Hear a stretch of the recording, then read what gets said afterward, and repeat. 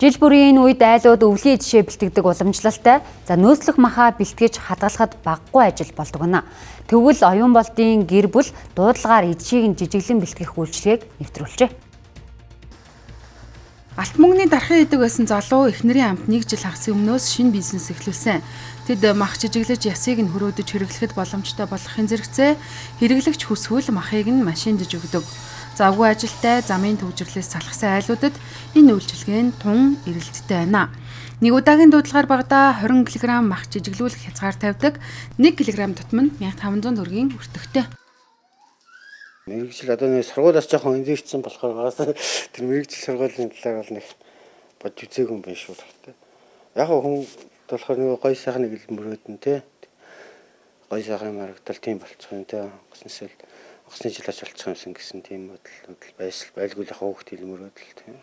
Яахаа тэгээд ер нь яг одоо бол нэг иж уусны цаг болохоор ялцгүй нэг эврэлт хэрэгцээ ихтэй. Хүн болгоно махаа янзлуулахын жижиглүүлэхин гэсэн ойлголт байгаа шүү дээ. Оюун болт хүүхэд насндаа онгоцны нисгэгч болохыг мөрөөддөг байжээ.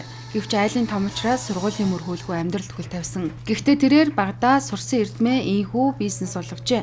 Тэдний гэр бүл өдөрт дунджаар 180-аас 200 мянган төгрөгийн орлого олж байна. 30-40 жил шүү дээ. Тэгээ машинд бас нэг машин байгаа. Машин тэр нь бол бас бараг 50-аас бараг 50 гаруй хэлж юм аа нэлээ. Тэгээ нэг хөтөн чадал тамтай болохоор аяга мотор гайгүй.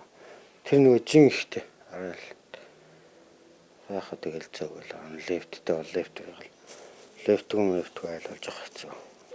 Тэгээ одоо тэгвэл одоо энэ сайхан боломжийн бас ажиллаа яваа гэж сайхан цоостой яваад явандаа нэг гоё цэх тийж бол тийм үү те хүн болгоно гэдэг үйлчлэлдэг үйлчлүүлдэг бас нэг ажилтдаг тийм үнэтэй болцоод явал бас хин аль талтаа хамаар юм уу л гэж бодож шээ.